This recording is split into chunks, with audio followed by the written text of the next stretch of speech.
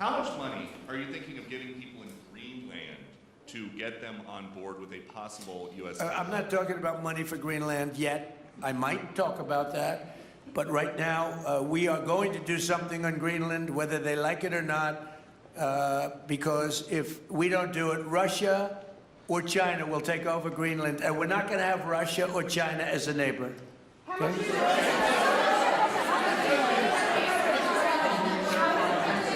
I would like to make a deal, you know, the easy way, but if we don't do it the easy way, we're going to do it the hard way.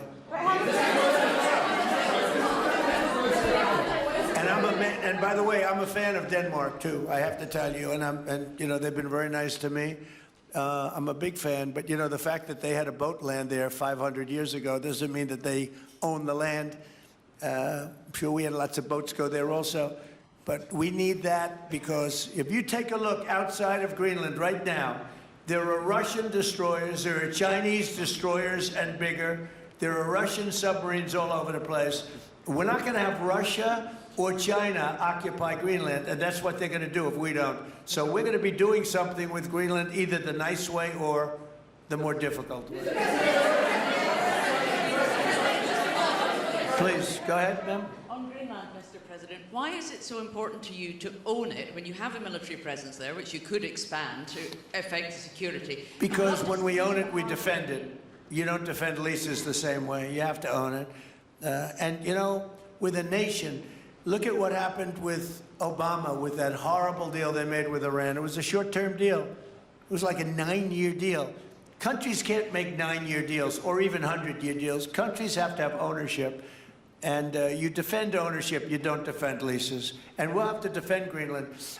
If we don't do it, China or Russia will. It's not going to happen. We are not going to have, and I like China, I like Russia, I love the people of China, I love the people of Russia. I get along very well with President Putin, but I'm very disappointed in him.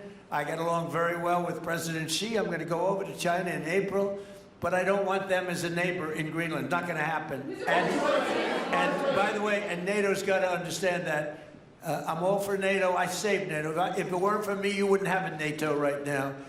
But we're not going to allow Russia or China to occupy Greenland, and that's what's going to happen if we don't.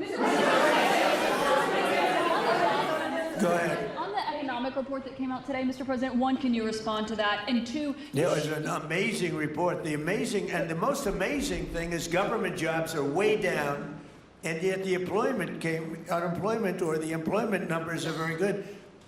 We've gotten rid of tremendous numbers of federal jobs, government jobs. Nobody's ever seen anything like it. And yet the employment numbers are very good. They're really getting better. But now we have all those people to work in the private sector for a lot more money. I think that's one of the very big things. The other thing is at 5.4%.